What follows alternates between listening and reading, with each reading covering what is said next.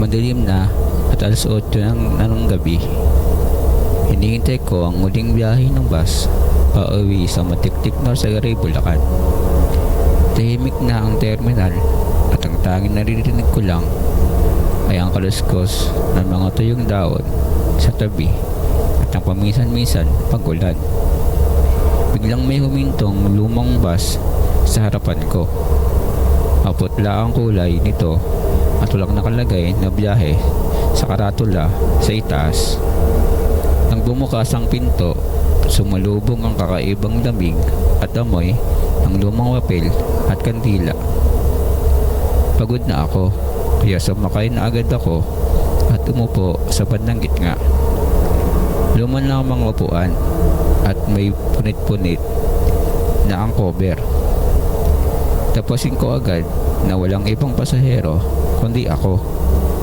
Ang konduktor naman ay nakayuko at nakasuot ng itim na jacket na may hood, habang ang driver ay malabo ang muka sa sobrang dilim.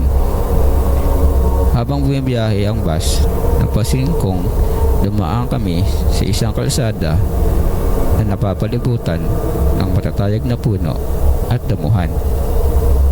Hindi ito ang karaniwang daan papuntang Norsagaray.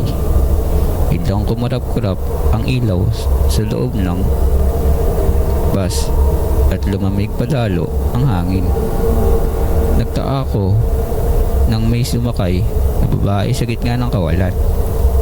Nakasuot siya ng puting damit na may mantsa ng putik at nakayuko rin, kaya hindi ko makita ang mukha niya. Umupo siya sa unahan ko. Doon ko napansin ang isang bagay na nagpakilabot sa aking buong katawan. Walang refleksyon ng babae at ang konduktor sa bintana. Nagsimulang nagbulong ang konduktor ng hindi matindihang dasal habang mapalapit siya sa akin para manangil ng bayad. Nang inabot ko ang aking pamasahe, nanginginig ang aking mga kamay nang makita ko ang kamay niya. Ito ay puro buto at balat at tila matagal ng patay.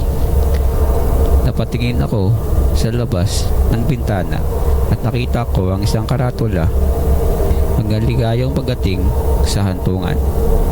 Dahil sa matinding takot, pamikit ako ng mariin at nagdasal. Nang saglit pa, naramdaman ko ang paghinto ng bus.